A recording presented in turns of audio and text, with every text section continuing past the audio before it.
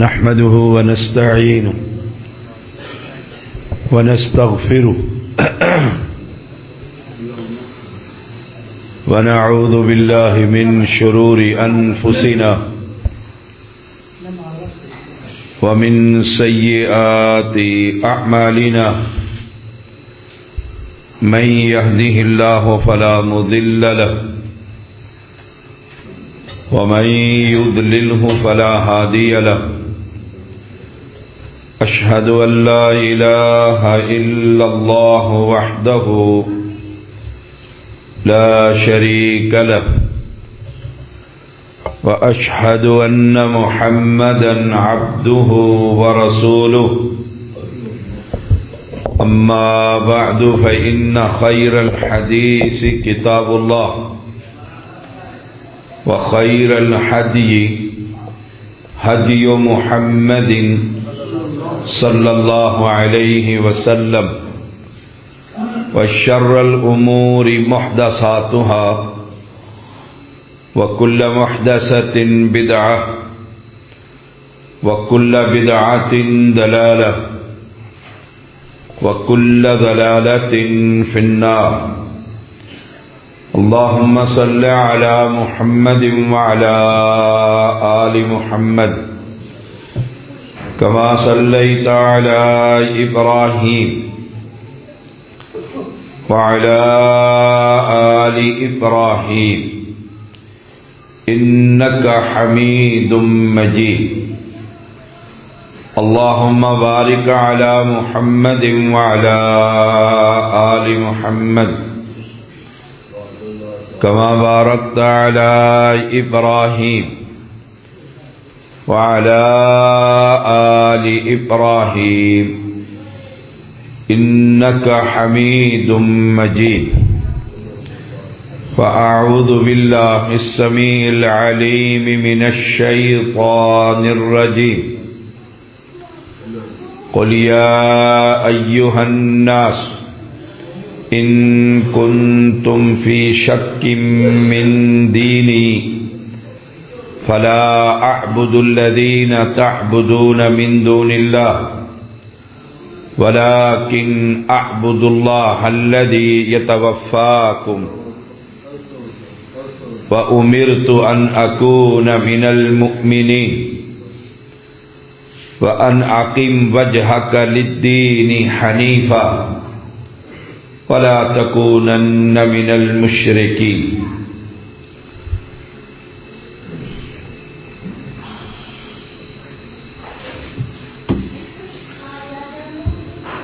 ہر قسم کی حمد و ثنا اللہ وحدہ لا شریک کے لیے، ان گن درود و سلام محمد الرسول اللہ صلی اللہ علیہ وسلم کے لیے.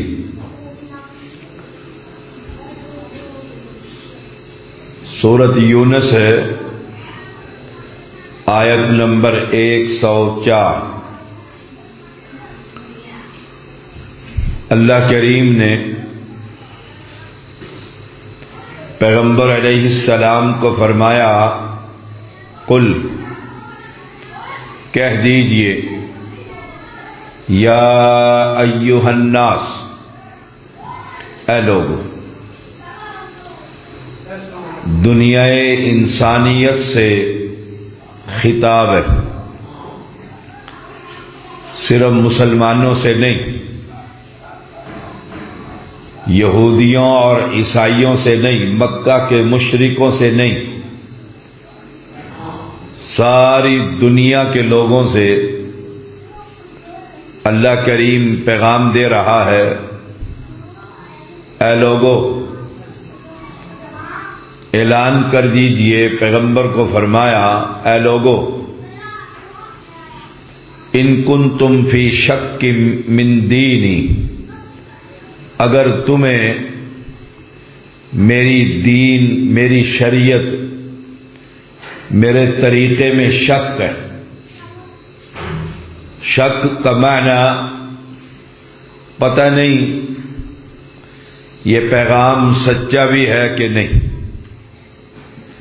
کوئی آدمی کسی کو پیغام دیتا ہے، حدیث میں تو اس بیان دینے والے کو چیک کیا جاتا ہے کہ کذاب تو نہیں ہے، ثقہ آدمی ہے، سچ بولتا ہے یا جھوٹ بولتا ہے۔ فرمایا رسول اللہ صلی اللہ علیہ وسلم کو، آپ کہہ دیجئے ان کو، اگر تمہیں میرے دین کے بارے میں شک ہو اور اگر یہ پیغام آج کے موجودہ حالات کے مطابق کہ پیغمبر کا دین کیا تھا، ان الدین عند اللہ الاسلام، بے شک دین اللہ کے نزدیک اسلام ہے،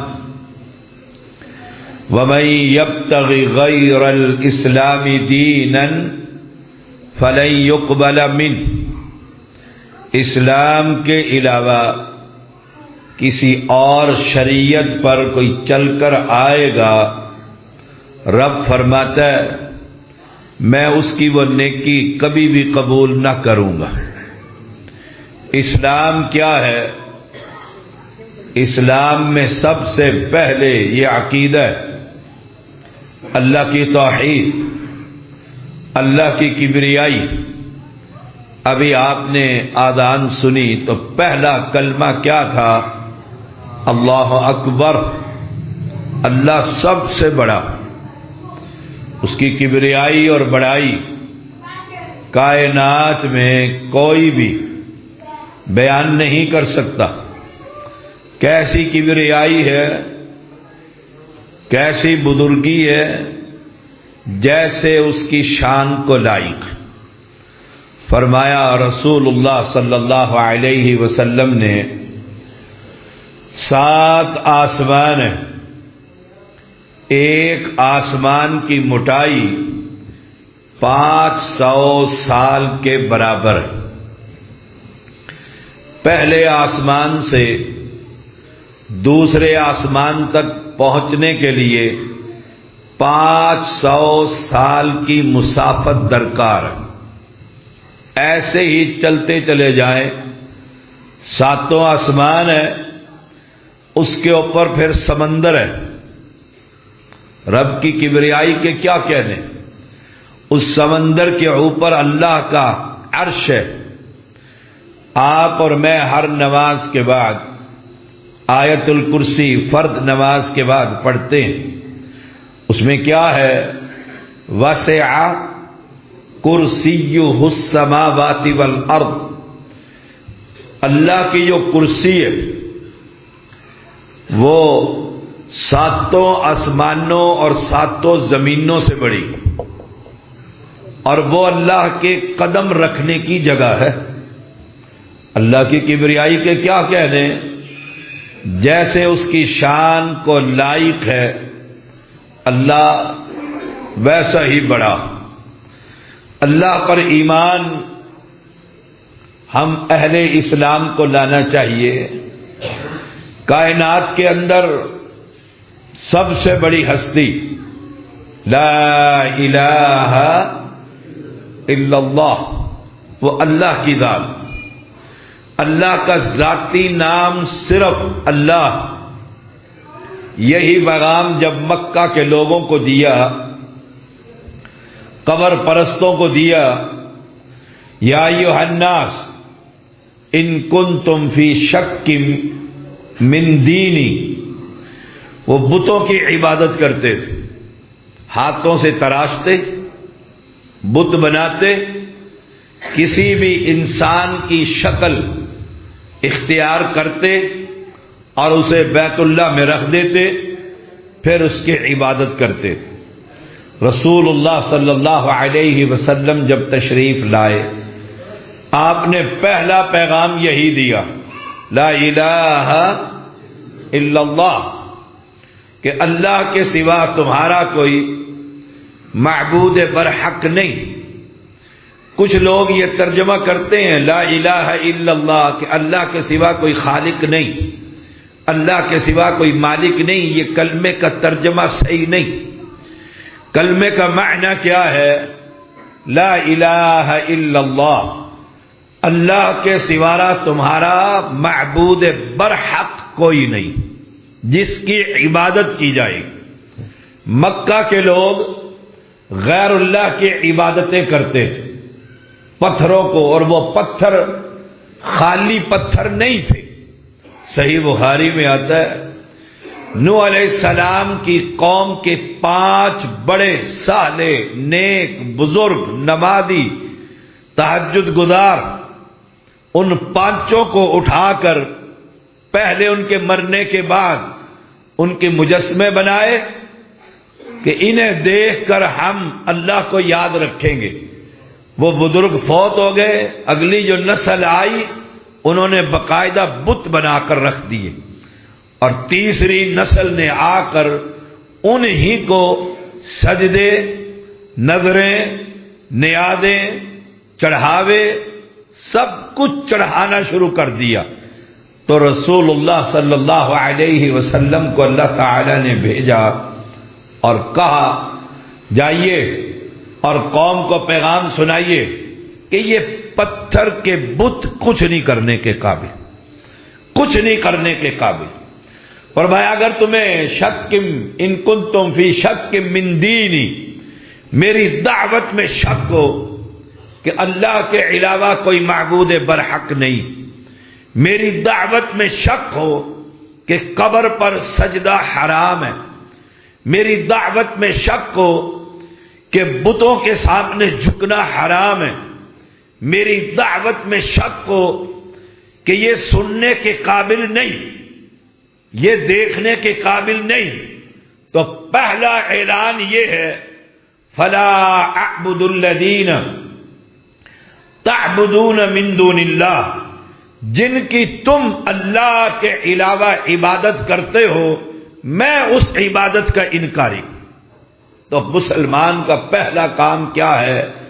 جہاں شرک ہو رہا ہو، جس بستی میں، جس محلے میں، جس برادری کے لوگ کسی قبر کی عبادت کر رہے ہوں، نظر اور نیازیں دے رہے ہوں، چڑھاوے چڑھا رہے ہوں، اس مردے سے مانگ رہے ہوں، مردے سے سوال کر رہے ہوں، تو پہلا پیغام یہ ہے انہیں کہو اللہ اکبر، اللہ سب سے بڑا، اس سے مانگ جس سے یہ بزرگ خود مانگتا رہا، اس سے مانگ، اس کی عبادت کر جس کی یہ بزرگ خود عبادت زندگی میں کرتے رہے، اور میں فلا اعبد الذین، میں ان کی عبادت کبھی نہیں کروں گا، میں کبھی بھی چڑھاوا نہیں چڑھاؤں گا جن کی تم اللہ کے علاوہ عبادت کرتے ہو، ولیکن اعبد اللہ الذی یتوفاکم، اگر تم قبر پر سجدہ کرتے ہو، قبر پر چڑھاوے چڑھاتے ہو، قبر والے سے مانگتے ہو۔ وہ ایک سبق سن رہا تھا، حافظ قرآن، استاد، معلم، ٹیچر، اس کو سبق سناتے ہوئے ایک غلطی بھی اس کی نہ پکڑی۔ استاد نے طالب علم کی ایک غلطی بھی پارے میں نہیں پکڑی۔ وہ بڑا خوش ہو کر گھر آیا اور کہنے لگا ابا جان سے، ابا جی نے پوچھا سنائیے آج سبق سنا کر آئے ہو؟ کہا سنا کر آیا ہوں۔ کتنی غلطیاں آئیں؟ رمضان المبارک آ رہا ہے نا، رمضانی حافظ جو ہوتے ہیں وہ شعبان میں تیاری شروع کر دیتے ہیں، پھر پورا رمضان تراویح پڑھاتے ہیں، پھر اگلے شعبان تک قرآن مقدس کھول کر نہیں دیکھتے۔ یہ رمضانی حافظوں کا حال ہوتا ہے۔ اور جو سبق طالب علم پڑھتا ہے وہ تو صبح سے شام تک کبھی سبقی، کبھی سبق، کبھی منزل۔ تو اس نے جب منزل سنائی، والد نے پوچھا بیٹا آج کتنی غلطیاں آئی ہیں؟ اس نے کہا آج میری ایک بھی غلطی نہیں آئی۔ باپ نے پوچھا کمال ہے، قرآن کا یہ پارہ تو بڑا مشکل تھا جو آج آپ سنا کر آئے ہیں، ایک غلطی بھی نہیں آئی۔ پوچھا کیسے؟ کہا میں سنا رہا تھا اور استاد سو رہا تھا، جب وہ سو رہا تھا تو میں نے سارا پارہ سنایا، اسے پتہ ہی نہیں لگا، جب ختم ہوا تو میں نے کہا استاد جی سنا لیا، غلطی کیسی؟ اب اس بچے کو جو چھوٹا سا ہے، مدرسے میں آتا ہے، اسے شعور ہے کہ اگر میرا استاد سو جائے تو وہ غلطی پکڑ سکتا، سن سکتا نہیں۔ اس نے جا کر یہی دلیل اپنے والد کو دی، کسی وہابی نے نہیں سکھایا، اہل حدیث نے نہیں پڑھایا، باپ بیٹے کا مکالمہ ہے، باپ پوچھتا ہے، بیٹا جواب دیتا ہے، ابا جان استاد سو گئے تھے، میں سناتا رہا، انہیں پتہ ہی نہیں لگا۔ اب یہ شعوری طور پر، سلیم فطرت پر، عقیدہ توحید پر یہ پیغام دے رہا ہے کہ اگر کوئی زندہ استاد سو جائے تو شاگرد کی غلطی پکڑ سکتا نہیں۔ یہ سبق دے رہا ہے ان لوگوں کو کہ تمہارا یہ بزرگ سویا ہی نہیں بلکہ مر گیا، فوت ہو گیا، پردہ کر گیا، انتقال کر گیا، پھر منو منٹی کے نیچے تم نے دفنا دیا۔ میرا استاد نمازی بھی ہے، پرہیزگار بھی ہے، مسجد میں امام بھی ہے، مسجد میں مدرس بھی ہے، مسجد میں خطیب بھی ہے، پھر زمین کے اندر نہیں، زمین کے اوپر بیٹھا ہوا ہے، تھوڑی سی آنکھ لگی، میں نے پورا پارہ سنا دیا، اسے پتہ نہیں لگا۔ تمہارے اس فوت شدہ کو کیسے پتہ لگ جاتا ہے؟ وہ کیسے سن لیتا ہے؟ پیغمبر فرما رہے ہیں میں تمہارے ان بتوں کی عبادت نہیں کرتا، ولیکن اعبد اللہ الذی یتوفاکم، میں تو اس اللہ کی عبادت کروں گا جو تمہیں موت دے گا۔ گویا عبادت اس کی ہوگی جس کے ہاتھ میں الذی خلق الموت والحیات، موت اور زندگی جو تخلیق کرتا ہے، خالق ہے، عبادت اس کی ہوگی۔ ولیکن اعبد اللہ الذی یتوفاکم، جو تمہیں فوت کرتا ہے۔ اب ایمانداری سے بتائیے، آج امت کی اکثریت جن سے جا کر سوال کرتی ہے، عرس لگاتی ہے، میلہ لگاتی ہے، چڑھاوا چڑھاتی ہے، روتی ہے، جالیوں میں ہاتھ ڈال کر دھاڑے مار کر اس سے رزق اور اولاد کا سوال کرتی ہے، یتوفاکم، اس کے ہاتھ میں موت ہے، وہ کسی کو فوت کر سکتا ہے، کسی کی زندگی کا چراغ ختم کر سکتا ہے۔ دیکھیے قرآن مجید بہت خوبصورت کتاب ہے، اللہ کا کلام جو ہوا ابراہیم علیہ السلام سے تیسرے پارے کے اندر وقت کے بادشاہ نے کہا تمہارا رب کیا کرتا ہے؟ انہوں نے یہی بات کہی، وہ زندہ کرتا ہے اور موت دے دیتا ہے۔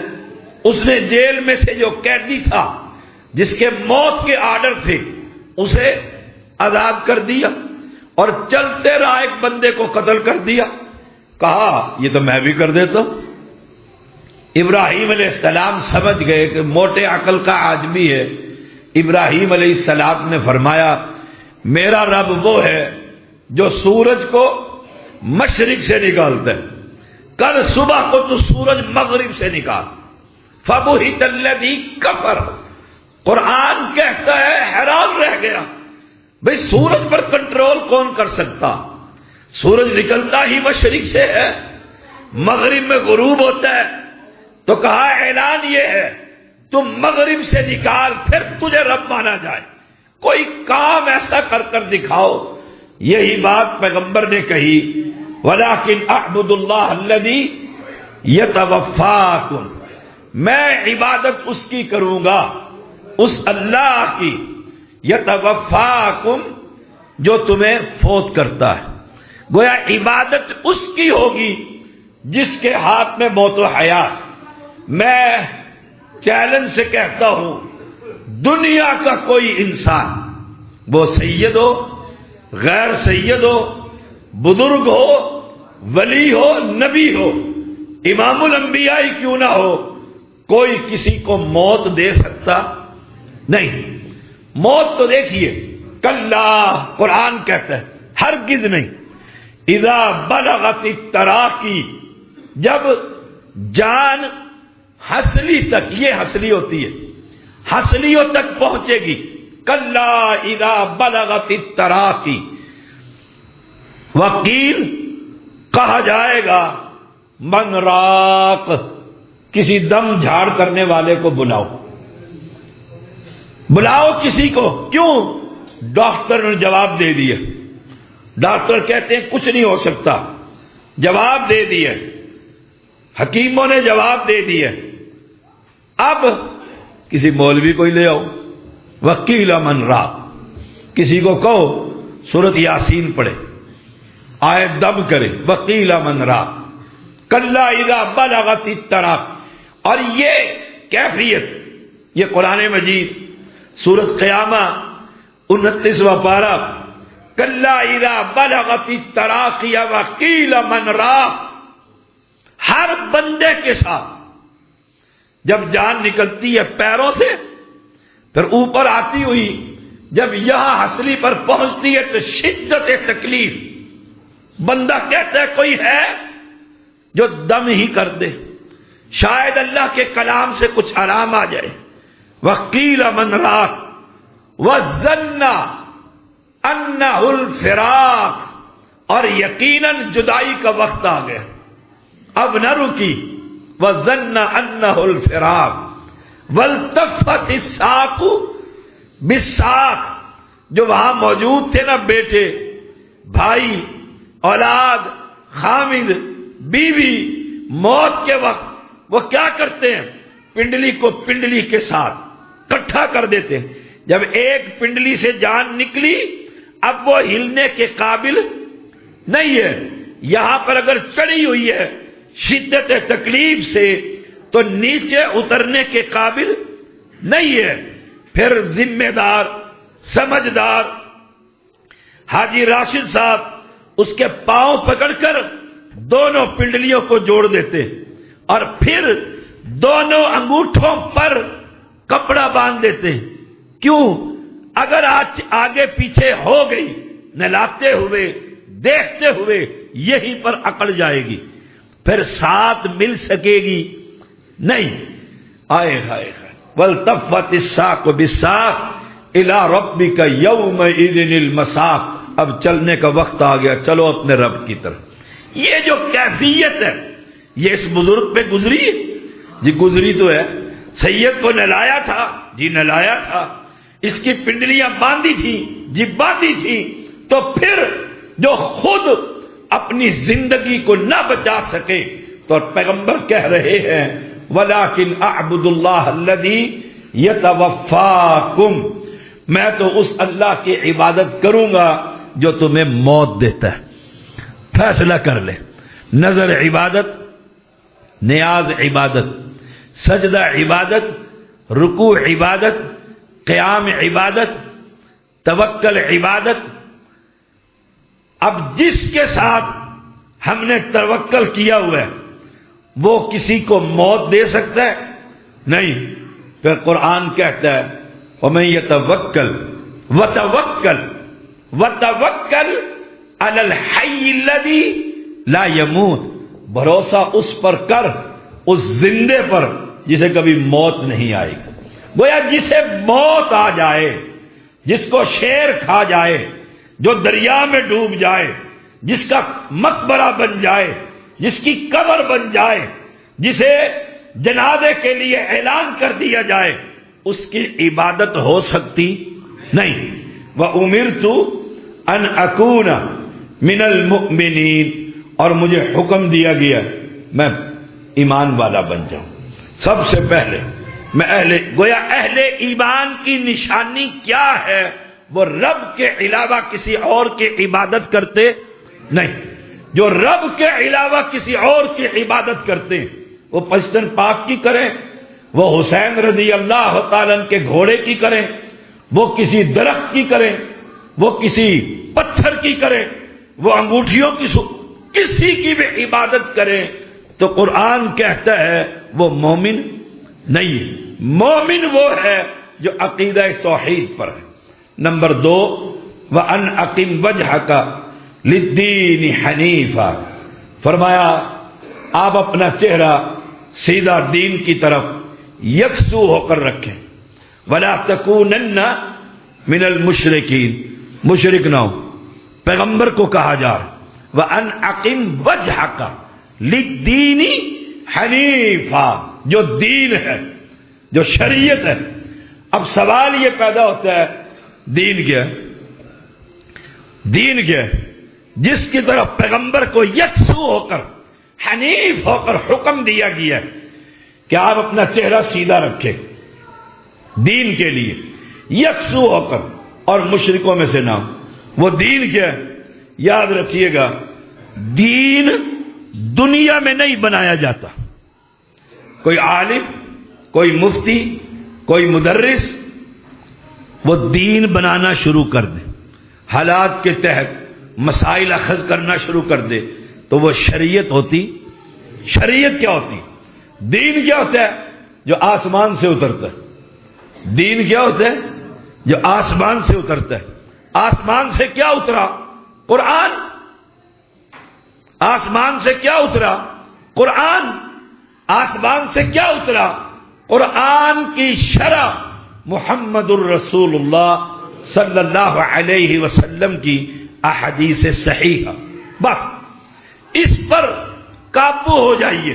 نماز، روزہ، زکوٰۃ، حج، تراویح۔ اب یہ رمضان آئے گا، جھگڑا شروع ہو جائے گا کہ جی 20 رکعت تراویح پڑھیں یا 8 پڑھیں۔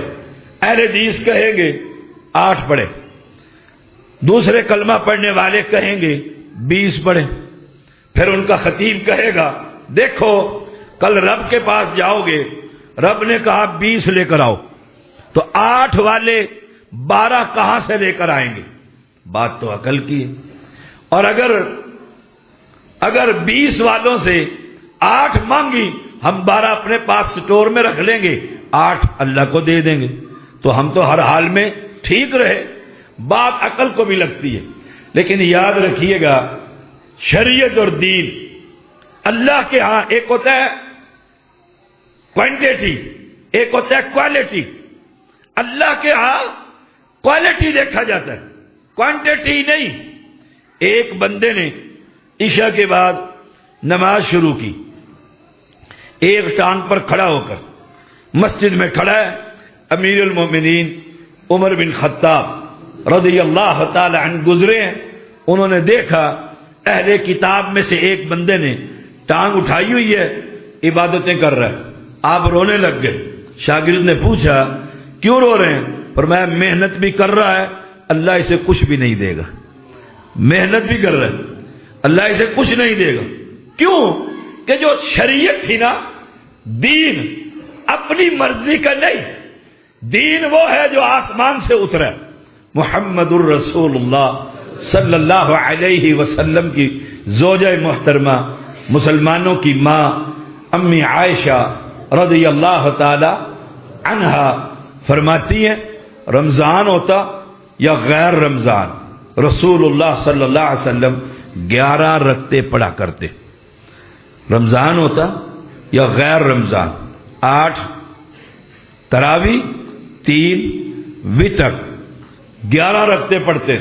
ایک اور مثال دے کر سمجھاتا ہوں اس آیت کی شرح میں۔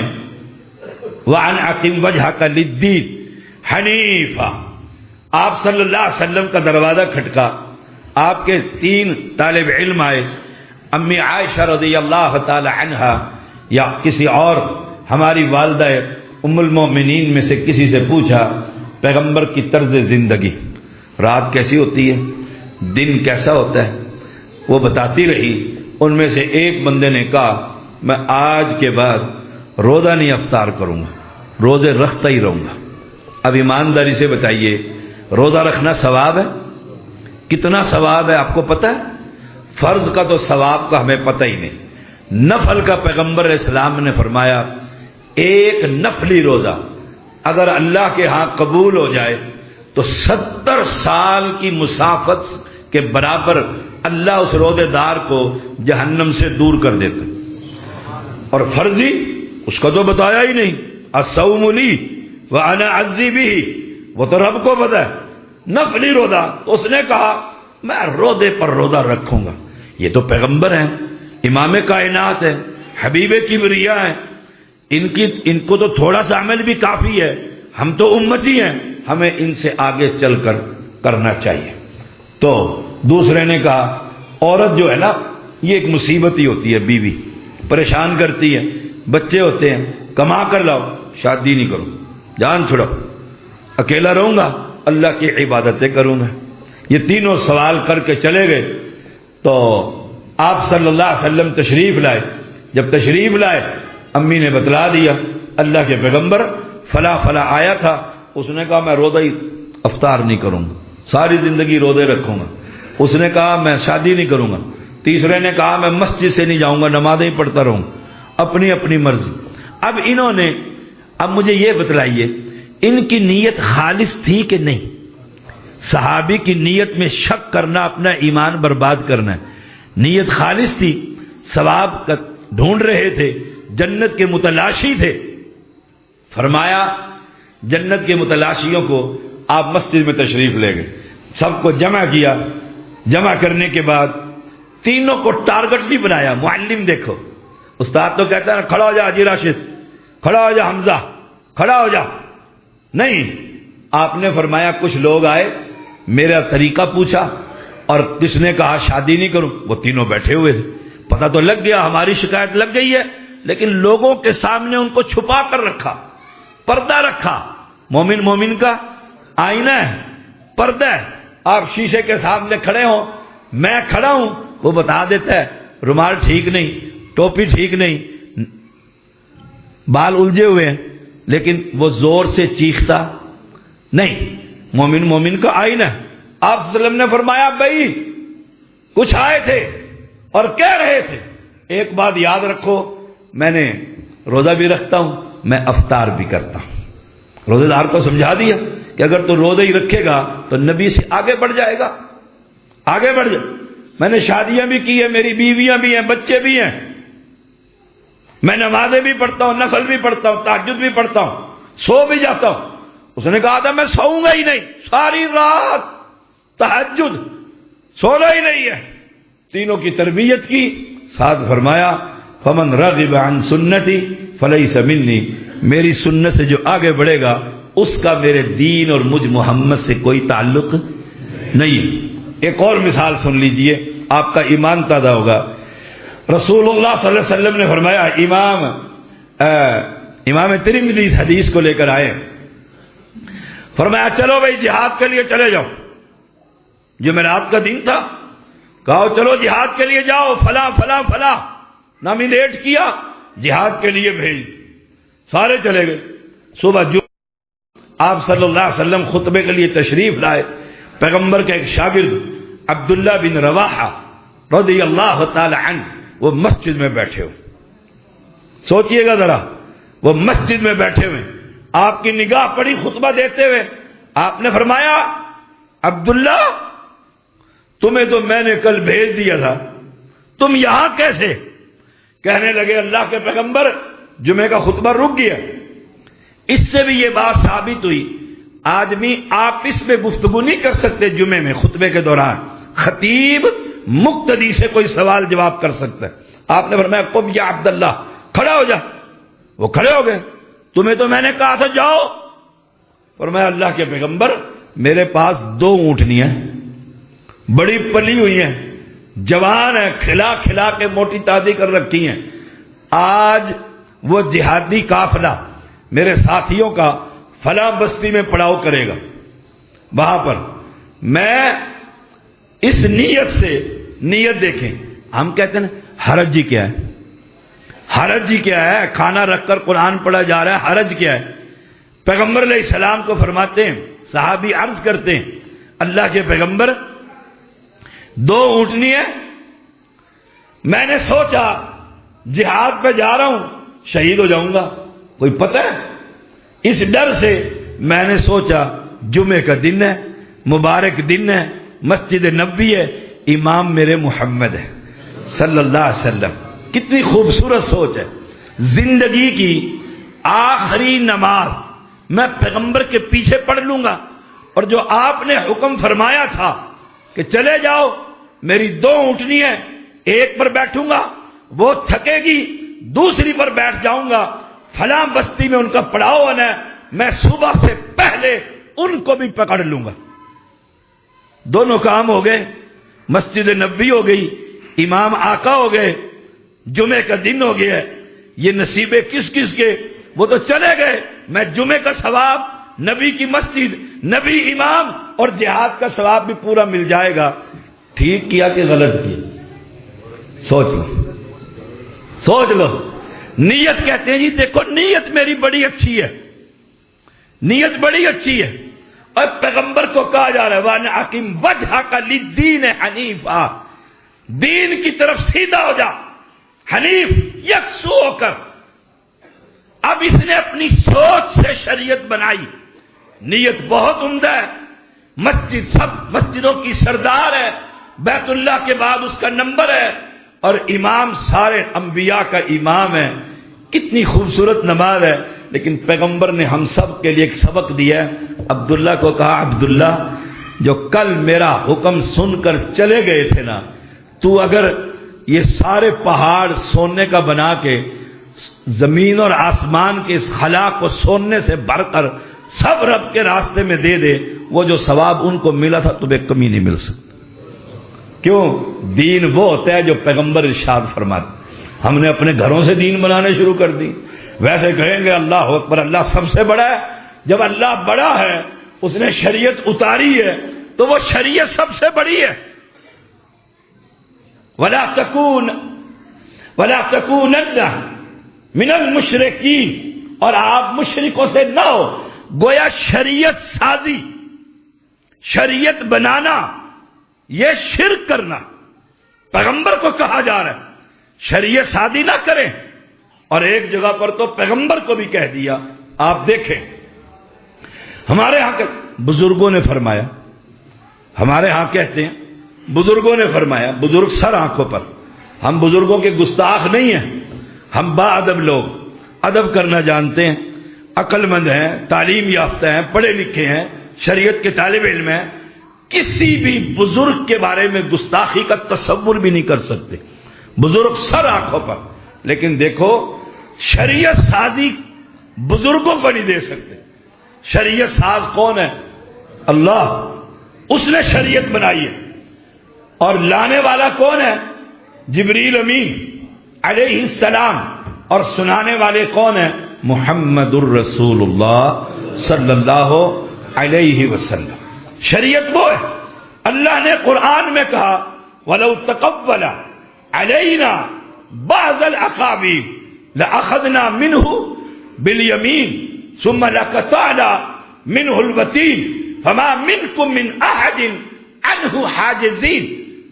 قرآن ہے، فرمایا اگر یہ پیغمبر بعض باتیں جو ہم نے نہیں کہی کہہ دے کہ اللہ کی طرف سے، اللہ اکبر، ہم نے نہیں کہا، پیغمبر کہہ دے بعض کوئی مسئلہ کہ رب نے کہا ہے تو یہ اتنا بڑا جرم ہے، ہم اس کا دایاں ہاتھ پکڑ کر اس کی شارک کاٹ دیں گے۔ یہ قرآن کی آیت۔ ہم جو چاہیں مسئلہ بنا دیں، جو چاہیں گھڑ لیں۔ دین کوئی مذاق ہے؟ دین وہ ہے جو آسمان سے اترتا ہے۔ آپ دیکھو پیغمبر کے زمانے میں دین اترتا رہا بتدریج بتدریج، پھر اللہ نے فرمایا الیوم اکملت لکم دینکم واتممت علیکم نعمتی ورضیت لکم الاسلام دینا۔ کہ آج کے دن یہ دین مکمل کر دیا، مکمل کر دیا۔ جب دین مکمل ہو گیا تو اس میں کسی چیز کا اضافہ ہو سکتا ہے؟ کوئی چیز نکالی جا سکتی ہے؟ آپ کو ایک اور حدیث سناتا ہوں، آپ کا ایمان تازہ ہو۔ ایک شخص آیا اور کہا اللہ کے نبی جنت میں جانا ہے۔ فرمایا مان کہ اللہ کے علاوہ کوئی الہ نہیں، پھر یہ مان کہ میں محمد اللہ کا رسول ہوں صلی اللہ علیہ وسلم، 5 نمازیں پڑھ لینا، 30 روزے رکھ لینا، پیسے ہو تو حج کر لینا، مال ہو تو زکوٰۃ دے دینا، یہی ہے نا ارکان اسلام۔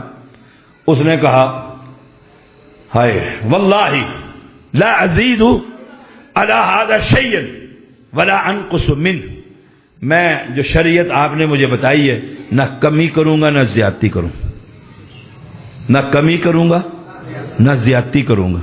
اب صلی اللہ علیہ وسلم نے کیا فرمایا؟ او میرے صحابہ، من سرہ ان ینظر الی رجل من اہل الجنہ فلینظر الی ھذا او کما قال علیہ السلام، دنیا میں کسی جنتی کو دیکھنا چاہتے ہو، میں پیغمبر گواہی دیتا ہوں یہ جنتی آدمی۔ جنت کیسے ملی؟ کہ شریعت بنائی نہیں۔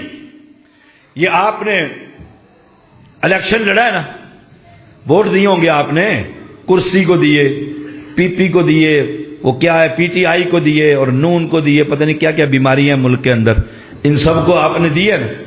ہم مسئلہ سمجھا رہا ہوں، میں کوئی سیاسی آدمی نہیں، مسئلہ سمجھا رہا ہوں کہ جمہوریت جسے ہم کہتے ہیں یہ ہمارا نظام ہی نہیں، یہ کفر کا نظام ہے۔ کیوں؟ یہ اسمبلیوں میں پہنچ کر شریعت بناتے ہیں۔ پھر سن لو، یہ اسمبلیوں میں پہنچ کر شریعت بناتے ہیں۔ آپ پوچھ سکتے کیسے؟ بے نظیر کا زمانہ تھا اور ایک سید فخر امام، وہ سپیکر قومی اسمبلی کا، اس کو ایک شخص نے کھڑے ہو کر ممبر ایم این اے نے درخواست دی، کہا جی عورت حکمران نہیں بن سکتی۔ رسول اللہ صلی اللہ علیہ وسلم نے فرمایا عورت حکمران نہیں بن سکتی۔ آپ چودھری لوگ ہیں، زمیندار لوگ ہیں، میں بھی زمیندار آدمی ہوں، اللہ نے کچھ زمین دی ہے، زمینداری کرتا ہوں۔ مجھے بتائیں آپ چودھری ہیں یا گھر والی چودرانی ہے؟ آپ کی اور میری بہن، آپ کی زوجہ محترمہ، کسی کی ماں، کسی کی بہن، کسی کی بیٹی، جو گھر والی بیوی ہوتی ہے، اگر وہ آپ پر فیصلے اپنے مسلط کرے تو چودھری کون ہے؟ وہ عورت ہے نا۔ اور پیغمبر علیہ السلام نے فرمایا عورت کے ہاتھ میں جو حکومت دے دیتا ہے وہ کبھی کامیاب نہیں ہو سکتی۔ فرمایا وہ قوم کبھی کامیاب نہیں ہوگی جس کی حکمران کوئی عورت۔ یہ مسئلہ سمجھا رہا ہوں، سیاست میں نہ جائیں، مسئلہ سمجھیں۔ شریعت یہ حرام کیوں ہے؟ اس لیے کہ پیغمبر کے دین نے کہہ دیا عورت حاکم بن سکتی نہیں۔ اب جب وہ درخواست آئی، ایم این اے نے اعتراض کیا تو سپیکر قومی اسمبلی نے کہا بیٹھ جائیں، یہاں 1973 کا آئین ہے، ہمارے آئین کے مطابق عورت حکمران بن سکتی۔ قرآن کہتا ہے، شریعت کہتی ہے عورت حکمران نہیں بن سکتی، ہمارا آئین کہتا ہے عورت حکمران بن سکتی ہے۔ اس لیے تو پنجاب کی وزیر اعلیٰ پہلی وزیر اعلیٰ کوئی عورت بنی ہے، کہتے ہیں کوئی عورت بنی۔ میں شریعت سمجھا رہا ہوں، مسئلہ سمجھا رہا ہوں۔ اس لیے کفر ہے یہ نظام کہ شریعت کا مقابلہ ہوتا ہے، شریعت کا مقابلہ ہوتا ہے۔ شریعت کچھ کہتی ہے، شریعت کہتی ہے شراب حرام ہے، شراب حرام ہے۔ یہی بات اسمبلی میں کہی گئی، جب اسمبلی میں کہی گئی سب نے تائید کی کہ حرام ہے، حرام ہے، حرام ہے۔ ممبر قومی اسمبلی سپیکر نے کہا ووٹنگ کروا لو، حرام ہے بھائی، ووٹنگ کروا لیتے ہیں۔ ووٹنگ جب کی تو جو کہتے تھے نا حرام، وہ ہار گئے۔ ملک کس کا؟ مسلمانوں کا۔ سنیے گا، اسمبلی کن کی؟ مسلمانوں کی۔ مسلمانوں نے ووٹ دے کر ان کو ایم این اے بنایا اور سپیکر نے جب ووٹنگ کری تو مسلمان ہار گئے، شرابی جیت گئے، اس نے کہا جی شراب بالکل جائز ہے۔ کیوں کہ قوم نے فائنل کر دیا ہے کہ شراب پر پابندی نہیں لگ سکتی۔ اب پیغمبر کو رب کہہ رہا ہے وَلَوْ تَقَبَّلَ عَلَيْنَا بَعْضَ الْأَقَاوِيلِ، اگر کوئی مسئلہ جو ہم نے نہیں کیا پیغمبر ہمیں کہہ دے لَأَخَذْنَا مِنْهُ بِالْيَمِينِ، ہم اس کا دایاں ہاتھ پکڑ لیں گے، ثُمَّ لَقَطَعْنَا مِنْهُ الْوَتِينَ، پھر ہم اس کی شارک کاٹ دیں۔ پیغمبر کو تو اتنا سخت حکم ہے، ہماری شارک نہیں کٹے گی۔ سوچ لیں، ہم جو دین بنا رہے ہیں، مسئلے گھڑ رہے ہیں، جی میرے نزدیک جائز ہے، میرے نزدیک جائز ہے، اور اس مسجد والوں کے نزدیک ناجائز ہے۔ ایسا ہوتا ہے کہ نہیں ہوتا؟ جی آپ کون ہیں؟ جی میں وہابی، آپ کے نزدیک جائز نہیں۔ آپ کون ہیں؟ میں سنی، آپ کے نزدیک جائز ہے۔ مثال کے طور پر آدمی فوت ہو گیا، تیسرا دن آ گیا، اب سنی کیا کہتا ہے مسلمان کل کرو، کیوں؟ ہمارے نزدیک جائز ہے۔ مسئلہ سمجھا رہا ہوں۔ وہابی کیا کہتا ہے؟ ہمارے نزدیک جائز نہیں۔ اب مسئلہ سمجھیے گا ذرا، اللہ کتنے ہیں؟ بولو ایک۔ امام الانبیاء کتنے ہیں؟ ایک۔ قرآن کتنے ہیں؟ ایک۔ رسول کتنا ہے؟ ایک۔ بیت اللہ کتنے ہیں؟ ایک۔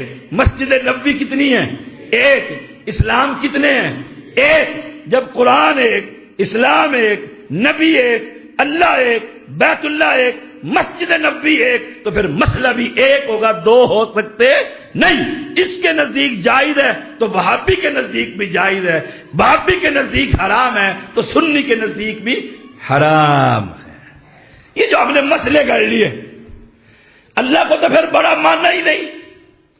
اذان دی ہے آپ نے جمعے میں، 2 اذانیں ہوئی ہیں، اور اس میں اللہ اکبر، اللہ سب سے بڑا۔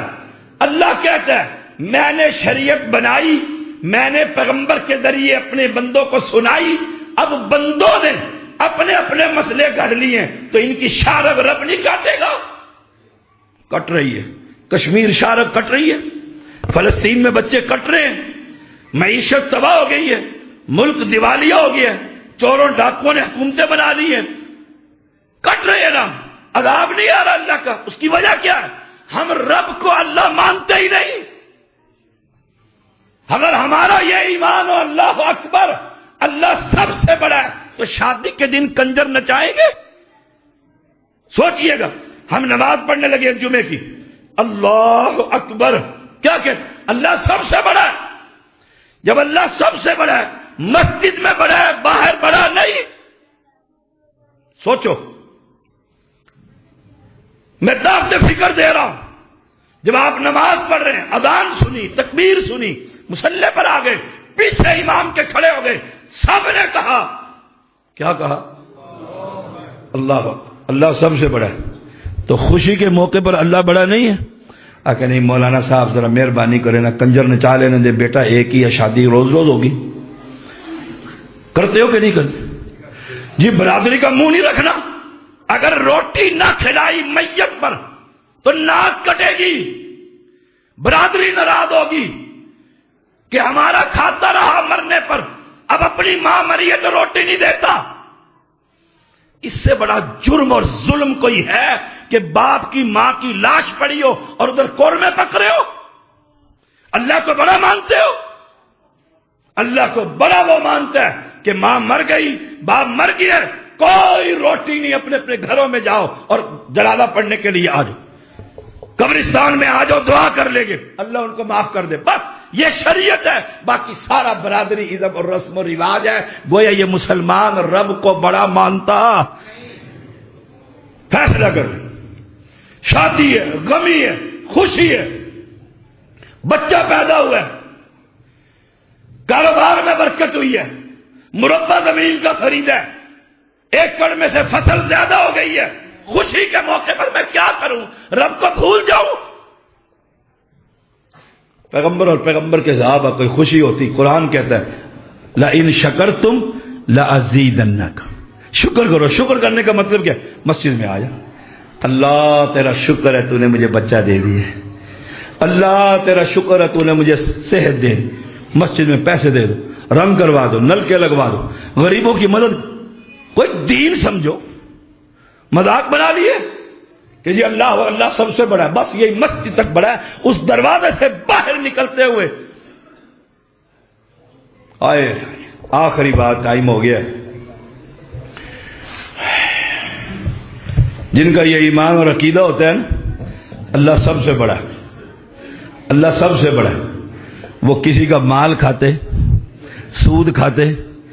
یہ جو زمیندار لوگ ہیں تو وہ رات کو پانی، دریا سوکھے ہوئے ہیں، نہروں میں پانی نہیں ہے، کسی نے پانی خریدا ٹیوب ویل والے سے، وہ گزر رہا ہے کھالے میں سے گزر رہا ہے، تو ساتھ والے نے کیا کہ جس کے پاس، اس نے ڈنڈا لیا، نیچے سے سوراخ کیا، پانی لگایا، گھر چلا گیا۔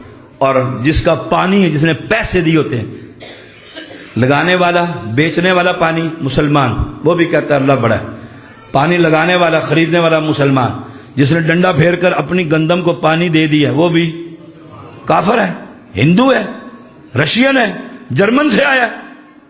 آئے ہائے، اور وہ بیچارہ کیا کرتا ہے، اتنی سی بیٹری اس نے پکڑی ہوتی ہے، سرد جنوری فروری کی راتوں میں لائٹیں مارتا دیکھتا ہے میرا پانی تو کسی نے چوری۔